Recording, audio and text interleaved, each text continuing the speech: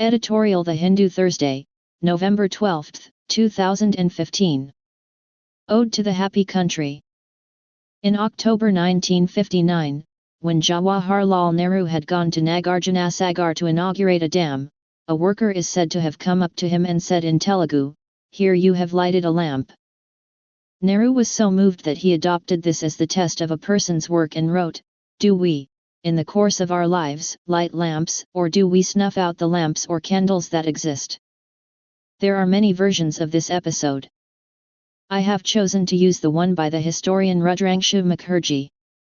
But whichever version you may use, you will agree that this is an intuitive compass by which to conduct ourselves. As we snuff out lamps, we fill our world with darkness. Almost half a century before the stirrings of a dam in India, the metaphor of a lamp had been used by a leader on another continent.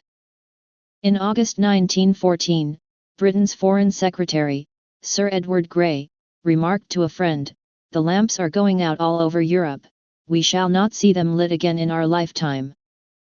This proved to be valid as a premonition of the approaching First World War, perceptive of the consequences of its savagery. These included the rise of Hitler and yet another world war. We may want to reflect seriously on whether rising and unchecked intolerance in India today is snuffing out the lamps across our own country. More than a month ago, at Dadri, not far from Delhi, a man was lynched by his neighbors for allegedly storing beef in his home. Earlier, rationalists and historians who had dared to express skepticism of certain ideologies had been murdered. Over the past few years, violence against Dalits, writers, and academics has taken place with nary a response from elected governments. Protecting the rights of the minorities. However, the statements of Prime Minister Modi after Dadri are worse than none at all. He is reported to have said that Hindus and Muslims must fight poverty and not each other. This is disingenuous, for at Dadri an innocent Muslim had been killed by a mob of Hindus. There is no numerical parity between the Hindus and the Muslims, or between the Hindus and people belonging to any other minority community in India.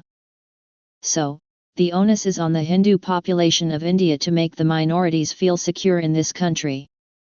As for the government of India, to fail to protect the life and liberty of its minorities amounts to a craven abdication of a mandate to govern. Into the mix has been thrown the observation by Moody's Analytics, that India's growth prospects are threatened by social conflict. There is also the trope that calls for peace on grounds that we are being watched by potential overseas investors. This is odd, as we need to maintain social harmony for its own sake, to save our way of life. And, in any case, while a growing economy is absolutely essential to improve our living conditions, a cohesive society may be even more important. A unique understanding of the value of social cohesion is contained in an observation made by the grand old man of Indian industry. J.R.D. Tata's biographer R.M. Lalla quotes him as saying, "An American economist has predicted that in the next century India will be an economic superpower. I do not want India to be an economic superpower. I want India to be a happy country." These words resonate today when abdication of governance means that we could end up living in an unhappy country with a dynamic economy. The point is that one cannot enjoy one's hard-earned wealth or social standing if some members of the society one is part of remain unhappy. If violence against minorities of every hue were to continue, we would have a significant section of India alienated from the mainstream. The economy, which is a network of material relations, can always be revived, but the society, which is a network of human relations based on trust, may not be repaired so easily once damaged. While events of the past year or so can leave us without the slightest doubt that the actions who feel most threatened in India today are our Muslim and Christian compatriots, historically, there have been other groups that have long felt marginalized. Different minorities, diverse rights. While communal fascism threatening India's religious minorities has received the attention of its intelligentsia, the devastating influence of patriarchy has not done so. Outrage in the Nirbhaya case has not led to a focused attention on the subjugation of women in Indian society even outside of the discrimination embedded in personal laws. Moreover, personal law itself has been exclusively interpreted as pertaining only to marriage. Sexual freedom is never addressed, thus perpetrating an incredible rights discourse cleansed of the non-heteronormative other. Majoritarianism is enshrined in Section 377 of the Indian Penal Code, which disenfranchises India's gay/lesbian people. Originally legislated by a colonial power guided by Judeo-Christian values, it has recently been upheld by the Supreme Court, petitioned by a coalition representing all the indigenous religions of the country.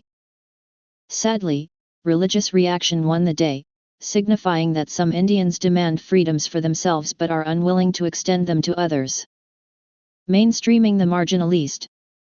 India's political class, happy to resort to ordinances in the normal course, has revealed its pusillanimity by not jettisoning the section. It is clear that, as pronounced on another occasion by some judges of the Supreme Court itself, we have to stamp out religion from civil laws if India is to call itself secular. The beef ban, triple talaq, and Section 377 are all underpinned by religion.